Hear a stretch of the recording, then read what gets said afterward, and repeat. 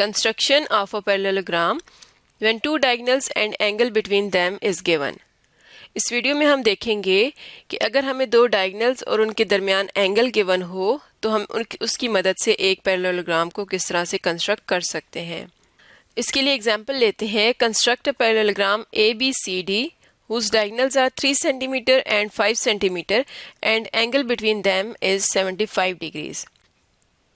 तो हमें एक पैरेललोग्राम के दो डायगनल्स गिवन है, एक की लेंथ है 3 सेंटीमीटर और दूसरे की 5 सेंटीमीटर और उनके दरमियान एंगल गिवन है 75 डिग्रीज। तो इस इंफॉर्मेशन की मदद से हमने पैरेललोग्राम को कंस्ट्रक्ट करना है। तो कंस्ट्रक्शन स्टार्ट करते हैं। सबसे पहले हम एक डायगनल को यहाँ पर ड्रॉ कर लेंगे। तो हम स्केल लेते हैं और हम जो छोटा वाला डायगनल है 3 सेंटीमीटर का उसको पहले ड्रॉ कर लेते हैं। तो 0 से 3 तक 3 सेंटीमीटर का हम एक लाइन सेगमेंट ड्रॉ करते हैं और इसको नाम दे देंगे AC का और इसकी लेंथ लिखेंगे 3 सेंटीमीटर। तो एक डायगनल हमने ड्रॉ कर लिया है। अब दूसरा जो डायगनल होगा वो पहले डायगनल को मिड पॉइंट से कट करता हुआ गुजरेगा। क्योंकि पैरेललोग्राम के दोनों डायगनल्स एक दूसरे को बाइसेक्ट करते हैं तो वो एक दूसरे को मिड पॉइंट पर कट करेंगे, जिसका एंगल हमें बताया गया है कि 75 डिग्रीज पे वो कट करेगा। तो अब हमने पहले AC का मिड पॉइंट यहाँ पे फाइंड करना है। मिड पॉइंट फाइंड करने के लिए हम एक कंपास लेंगे और कंपास का नीडल पॉइंट हम रखेंगे पॉइंट A पर और इसको AC के हाफ से थोड़ा ज़्यादा खोलकर हम दो आर्क्स लगाएंगे। एक आर्क हमने AC के ऊपर लगानी है और दूसरी आर्क यहाँ पर नीचे लगानी है। अब इसी तरह अब हम पॉइंट C पर कंपास को रखेंगे और इसको उतना ही खोले रखना है और अब हमने एक आर्क से नीचे वाली आर्क को कट करना है और एक आर्क से ऊपर वाली आर्क को कट करना है। तो इन दोनों आर्क्स ने एक दूसरे को जिस पॉइंट पर कट किया है इन दोनों पॉइंट्स को हम ज्वाइन कर लेंगे। तो इस तरह से हम स्केल रखेंगे और इन दोनों पॉइंट्स को ज्वाइन करते हुए एक लाइन ड्रॉ करेंगे। ये जो लाइन है ये बाइसेक्टर है AC का। तो इस लाइन ने जिस पॉइंट पर AC को बाइसेक्ट किया है इस पॉइंट को हम कह देंगे O और ये स्टेप लिखेंगे bisect AC with O as the mid point, यानी हमने AC को बाइसेक्ट किया है और मिड पॉइंट इसका है O। अब जैसा कि दूसरा डायगनल इस मिड पॉइंट से गुजरेगा लेकिन उसने एंगल बनाना है 75 डिग्रीज, तो पहले हम O के ऊपर 75 डिग्री एंगल को कंस्ट्रक्ट कर लेंगे। तो एंगल को हम किस तरह से कंस्ट्रक्ट करेंगे। हम जानते हैं कि ये जो बाइसेक्टर है जिसने O पर AC को कट किया है ये बाइसेक्टर परपेंडिकुलर बाइसेक्टर होता है, यानी इन दो लाइंस के दरमियान जो एंगल है वो 90 डिग्रीज है।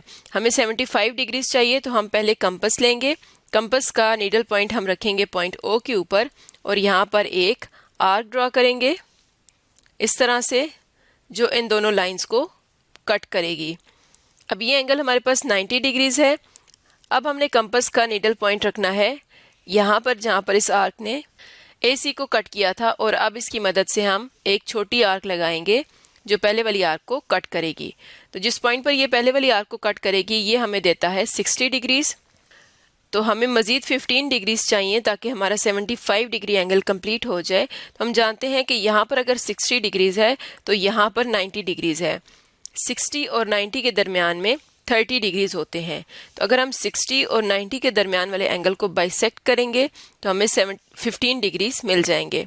तो हम यहाँ पर कंपास को रखेंगे और एक आर्क ड्रॉ करेंगे इस तरह से और अब 90 वाले पॉइंट पर यानी यहाँ पर कंपास रखकर एक और आर्क की मदद से इस आर्क को कट कर लेंगे। जिस पॉइंट पर इन दोनों आर्क्स ने एक दूसरे को कट किया है इस पॉइंट को हम O से ज्वाइन कर देंगे। तो इस तरह से हम इस पॉइंट को O से ज्वाइन करते हुए एक लाइन ड्रॉ कर लेते हैं और इस लाइन को दोनों तरफ एक्सटेंड कर देंगे। तो ये जो एंगल है ये कितना है 75 डिग्रीज, क्योंकि यहाँ से इस पॉइंट से यहाँ तक 60 था और नेक्स्ट हमने 15 डिग्रीज ऐड किया तो टोटल हमारे पास है 75 डिग्रीज।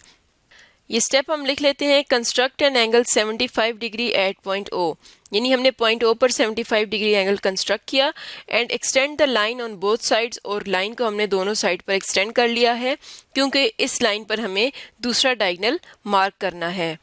अब जैसा कि दूसरा डायगनल 5 सेंटीमीटर का है और डायगनल पॉइंट O पर बाइसेक्ट हुआ है, इसका मतलब है कि हाफ डायगनल पॉइंट O के एक तरफ होगा और हाफ डायगनल पॉइंट O के दूसरी तरफ होगा।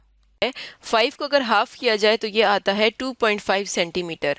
तो अब हमने कंपास लेकर उसको इतना खोलना है कि ये 2.5 सेंटीमीटर तक ओपन हो जाए। तो इसका नीडल पॉइंट हम रखेंगे 0 पर और पेंसिल वाला पॉइंट रखेंगे, ये 2 है और ये 2.5 सेंटीमीटर तक हम इसको ओपन कर लेते हैं। और अब हमने कंपास का नीडल पॉइंट रखना है O के ऊपर और एक आर्क की मदद से इस लाइन को कट करना है इस तरह। तो यहाँ पर इस लाइन को इस आर्क ने जिस पॉइंट पर कट किया है, इस पॉइंट को हम कह देते हैं B। और अब हम 2.5 सेंटीमीटर रखते हुए नीचे भी लाइन को इस आर्क से कट करेंगे और इस पॉइंट को हम कह देंगे D। तो ये हमें दूसरा डायगोनल मिल गया है, यानी O से B तक 2.5 और O से D तक 2.5, तो टोटल इसकी लेंथ हो गई 5 सेंटीमीटर। तो दूसरा डायगोनल हमने ड्रॉ कर लिया है जो पहले डायगोनल को 75 डिग्रीज पर कट कर रहा है। तो अब हम ये पॉइंट लिखते हैं। Taking O as center, draw an arc of radius 2.5 on both sides of AC।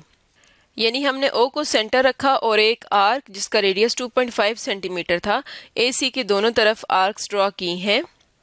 To cut the line at B and D, जिसने इस लाइन को B और D पर कट कर दिया।